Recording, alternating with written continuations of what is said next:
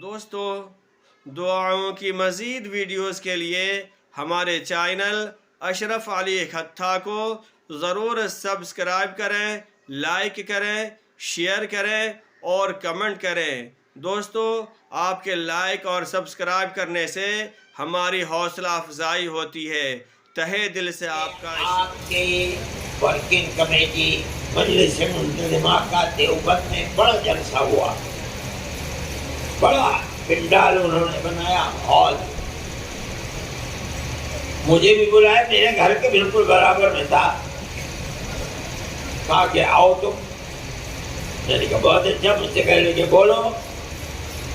میں بولا اور میں نے یہ کہا کہ آج یہ جلسہ جس میں مجھے بلایا گیا ہے، میں آپ سے بات کر رہا ہوں، ہو سکتا ہے کہ مستقبل کے اندر یہ اتحاد کی نشانی بھی بن جائے۔ وہ تو سارا مجمع کھڑا ہو گیا ایک دم، 2-3 منٹ تک نعرہ تکبیر اللہ اکبر ہی ہوتا رہا۔ تو میں نے مولانا محمود صاحب سے کہا کہ میری اس تجویز کو آپ کے 100% لوگوں نے کس طرح اس کا استقبال کیا تھا، اس کا مطلب یہ ہے کہ آپ کی جمعیت کے تمام ارکان دو چال الگ ہوں گے، سب یہ چاہتے ہیں کہ اتحاد ہو جائے، اتنے متحد ہونا چاہیے۔ خاموش ہو گئے۔ پھر میں نے کہا کہ اچھا جو آپ کہہ رہے ہیں مجھے اس کو تحریری طریقے پر دے دو۔ بہرحال یہ سب کچھ ہوا، لیکن ان کی طرف سے معذرت ہو گئی۔ میں یہ بات کہہ رہا ہوں کہ آپ یہ نہ سمجھیں کہ ہماری طرف سے اس میں کوئی کوتاہی ہے۔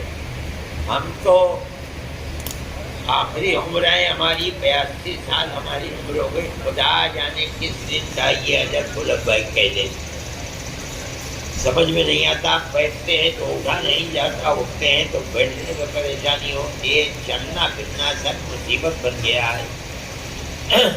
ہم یہ چاہتے ہیں دل و جان سے کہ مستقبل کے اندر ایسی راہ ہو کہ جس میں اتحاد کی صورت آ جائے۔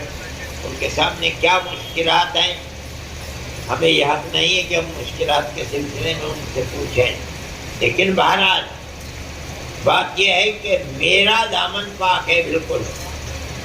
میں یہ بھی کہتا ہوں، میں نے یہ بات پرسوں کہی ہے کہ بھئی اگر یہ رکاوٹ ہے کہ آپ مجھے یہ کہیں کہ ہم صدر بنیں، میرے بخدا کہتا ہوں تیار ہوں۔ آپ بنیے، جماعت کو ایک کر لیجئے۔ آپ مجھے نائب صدر بناتے، میں نائب صدر بن جاؤں گا۔ آپ